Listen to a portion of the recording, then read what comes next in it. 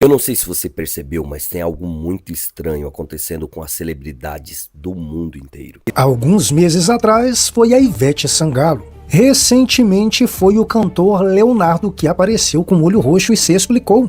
Esses olhos roxos estão levantando uma teoria da conspiração sobre o Black Eye Club. Nós vamos ouvir o relato dele, mas eu quero que você deixe aqui a sua opinião e no final eu vou deixar a minha opinião. Quem também falou sobre isso foi Thiago Lima, que esteve no podcast Inteligência Limitada com Vilela e falou também sobre o mesmo assunto, que é considerado por muitos como uma teoria da conspiração.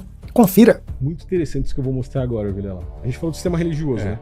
Quando a gente olha para o sistema político, e eu coloquei a imagem ali, pode ser até polêmico, né? Coloquei os dois grandes nomes que nós temos no sistema político atual. Bolsonaro, a gente tem Lula e Bolsonaro, né? De um lado ali, lá em cima, a gente tem Lula recebendo uma premiação de um grão-mestre maçônico, que é o Duque de Kent, um grande nome na maçonaria mundial hoje. Ele está entregando uma premiação pro Lula. Isso é anos atrás. Tá. Mas foi mais ou menos em 2015, eu acho, 2016. Foi inclusive antes do Lula ser preso. Entendi. Antes da época que o Lula foi preso. Tá. Nós temos o Bolsonaro do outro lado, né, da direita. Agora, olha que interessante. O Bolsonaro também com contato com a maçonaria. Tanto é que naquela foto de cima, onde tem vários homens ali, é o Bolsonaro com os maçons. O gesto do Lula hoje, que o pessoal fala bastante... Do faz o L? É o faz o L, né? Tem uma imagem do Lula fazendo o L ali. O do Bolsonaro tá do lado direito ali, que é a arminha. a arminha. Mas você percebe que é mais ou menos o mesmo gesto? Sim, só O L... pá. É isso aí. No meio, eu coloquei os maçons. Faz o V. É melhor, né? É que é de Vilela, você sacou, De né? Vilela. No meio, eu coloquei os maçons também fazendo isso. O maçom, ele Por não que tá... que ele faz isso? Você vê que ele tá com o falecido Major Olímpio, né? É. Ali, o Major Olímpio, ele era do lado do Bolsonaro. Mas por que que ele tá fazendo o L ali? Ele não tá fazendo o L. O maçom tá fazendo o símbolo do esquadro maçônico. O esquadro e o compasso é o principal símbolo da maçonaria. É o que representa os construtores. E esse símbolo tem um significado, a gente logo mais vai falar sobre ele aí. Tá bom. Mas o que eu tô querendo dizer é que tanto um quanto o outro são influenciados pela maçonaria. Esquerda e direita hoje são braços do mesmo cérebro. Tanto Lula quanto Bolsonaro são controlados por pessoas que estão acima, só simplesmente manuseando as cordas dessas marionetes. Cara. Existe uma frase de Lenin, que foi um maçom também, de alto grau, O Lenin? Vladimir Lenin. E ele diz assim: a melhor forma de nós controlarmos tudo é criando uma falsa oposição.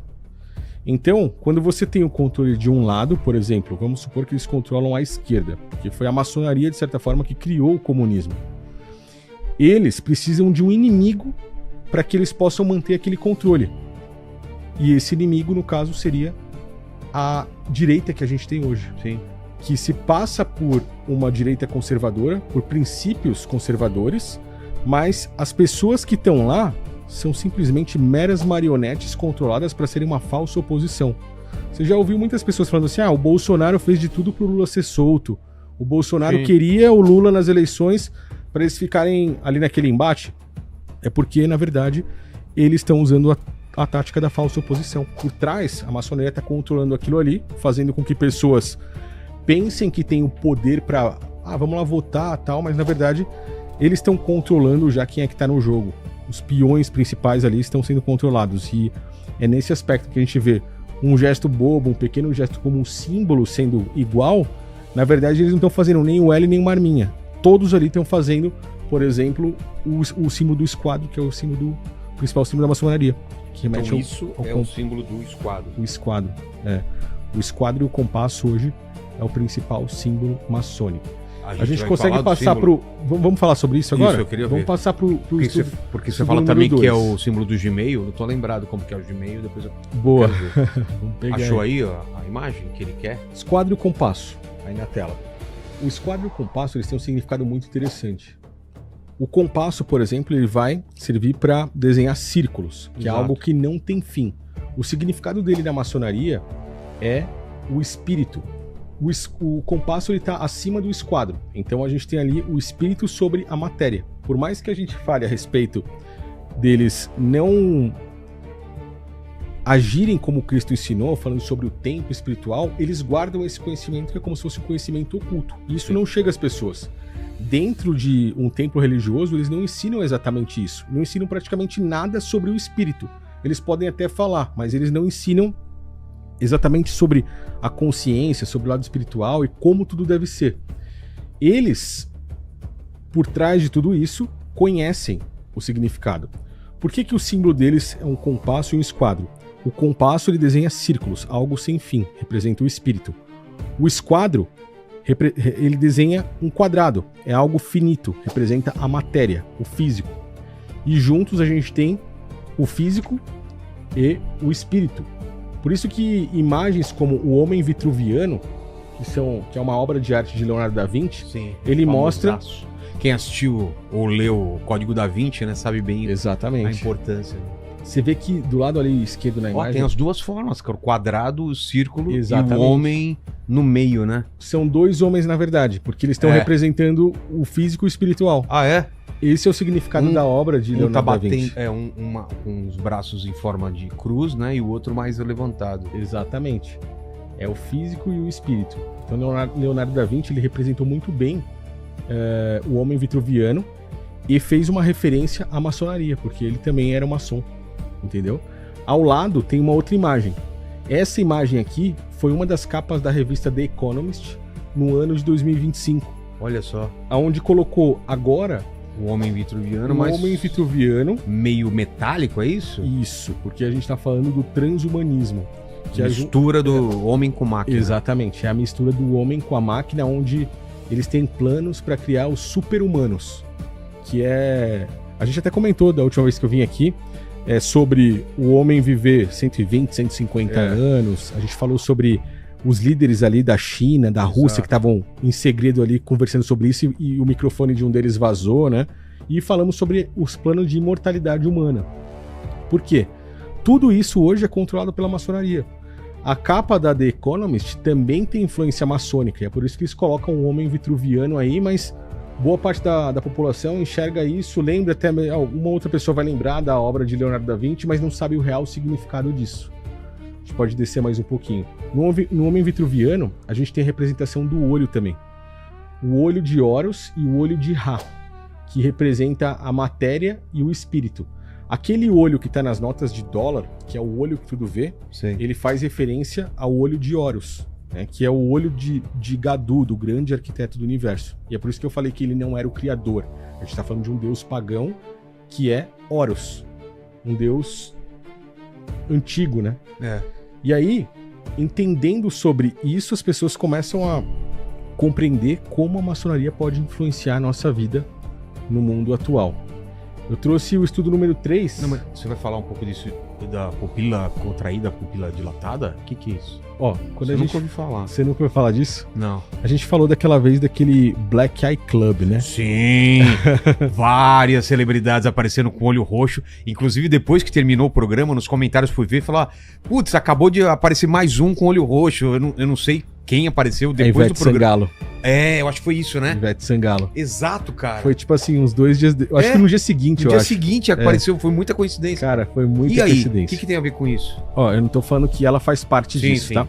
Mas assim, o Black Eye Club, o Clube do Olho Roxo, ele vai trabalhar exatamente em cima disso que a gente tá falando aí da pupila dilatada, da pupila contraída, né? Da pupila normal. Por quê? Qual que é a teoria em cima do Black Eye Club, do Clube do Olho Roxo? É que quando eles fazem um ritual de iniciação, eles vão injetar uma substância que é chamada de adrenocrome, onde vimos isso nos arquivos Epstein também. O que é o adrenocrome? Eles fazem com que um bebê, na maioria das vezes é um bebê, Mas pode ser criança também. pode ser uma criança também, né? Passe por um momento de sofrimento e medo extremo. Quando isso acontece, o corpo vai colocar adrenalina na corrente sanguínea. Eles sugam esse sangue com adrenalina e injetam em si mesmo, dizendo que isso pode rejuvenescer ou manter Prolongar a envelhecimento vida. Prolongar a travado, vida. prolongar a vida. Nos arquivos Epstein, E aí a gente assiste o Monstros S.A., tem aquela maquininha que exatamente. assusta as crianças e dá energia, né? E você vê, assusta uma criança, enche o tubinho lá com líquido vermelho você acha ali. isso daí também, né? Assim, Monstros S.A. é uma mensagem subliminar gigantesca. Total, cara. Mas você ia Total. falar o quê? Por quê? Ele ali no monstro, ele assusta a criança, É. faz a barrinha ficar vermelha como se fosse o sangue, né, entrando ali. E no mundo real, o Epstein, houve mensagens dele com o médico dizendo assim, eu tô ficando velho. O que eu faço? Ele falou, você precisa de uma transfusão de sangue com sangue jovem. Isso vai fazer com que você trave o seu envelhecimento. Depois dessa teoria ser levantada mais uma vez, passou a circular um vídeo antigo de Daniel Mastral explicando sobre esse suposto Black Eye Club e como funciona esse suposto adrenocromo que é utilizado supostamente nos olhos das pessoas que pagam para tê-lo. Já ouviram falar de algo chamado adrenocromo?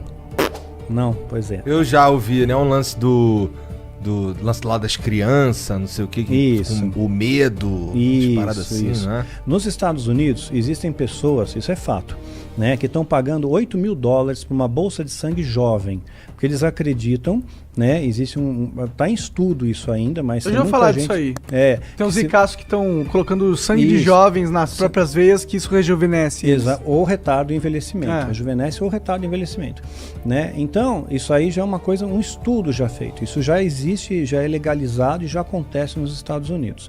Só que existe uma outra vertente disso, isso aí é antigão, mais antigo, tá? Esse estudo é recente, mas esse tipo de situação já acontece há muitos anos. O vampiro vem disso?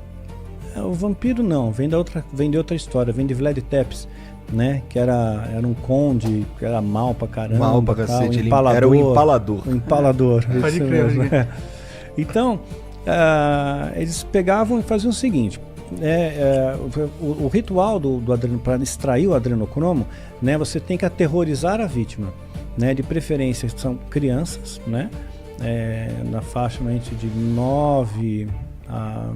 7 a 10 anos, mais ou menos, né? Então aterroriza a vítima, essa é a teoria, né? Felizmente eu nunca vi um ritual desse, mas eles contavam. Se bem que pra teorizar uma criança não deve ser tão difícil, né? Porra, mas pelo amor... Tu acha que só aterroriza? Tortura, entendi. tortura mesmo, põe medo, tortura. Seu bicho palma vai te pegar! Tipo... Com 6 anos, né? Tipo Mas Monstros eu tô S.A., querendo, né? eu tô querendo tornar uma situação pesada e muito mais leve do que ela na verdade é. Obrigado, Monarca. Meu ponto fraco é criança. Pois é. Então, assim, graças a Deus eu nunca vi, mas eu aprendi na escola de iniciados a mecânica da coisa. Então eles explicavam como é que funcionava, extrair o adrenocromo. Então, quando estava aterrorizada, né, assim, prestes a morrer mesmo, né, um pouco antes da morte, colhiam sangue. E a quantidade que eles conseguiam colher por criança, para ter efeito, a quantidade certa com adrenalina e tudo mais, não é uma quantidade tão grande, né? Você não consegue tipo 1 litro, meio litro, né? Você consegue uma ampola de 10 ml, mais ou menos. Entendi. E isso daí é vendido no mercado paralelo assim a um valor estratosférico, né? Então os satanistas, eles se beneficiam do adrenocromo, né? Especialmente sacerdotes e sumos sacerdotes, são os patamares mais elevados, né? E eles também vendem isso para mercados paralelos. Então tem muitos atores de Hollywood que você pode ver que o cara tá no formol, né? O cara assim não envelhece. A Cher não envelhece. O Tom Cruise. Tom Cruise não envelhece. Mas ele é cientologista. É cientologista, né? Pois Tem alguma mas coisa a ver? Eu estou dizendo assim que a pessoa pode comprar isso. Não, claro. entendeu? Não, sim. Né? Então você financia, né, a instituição satânica assim de diversas fontes, né? De diversas fontes de captação. Então Mas depois a criança vai pra casa dormir. Ela morre, porra. né, não. Ela dorme pra sempre. Mas executam e cremam. Eles têm crematórios próprios, né? Então naquela época eles alugavam um crematório. Agora eles já têm próprios. Então assim, você Deve não ser sabe... difícil fazer um crematório, né? Você não sabe aonde está o negócio. E tem catalisadores, tudo, quer dizer, não sai fumaça, não sai nada. Virou pó, sumiu, né? Você nunca mais encontra, entra na taxa de desaparecidos. Vê o número, pesquisa o número de crianças desaparecidas só no Brasil, por ano. Enorme o número, enorme. Isso porque a polícia não divulga os números reais para não alarmar a população. Os números são bastante maquiados ainda. Então tem muita gente que desaparece, simplesmente desaparece. Né? Então eu creio que uma boa parte disso vai servir para esses tipos de rituais macabros aí.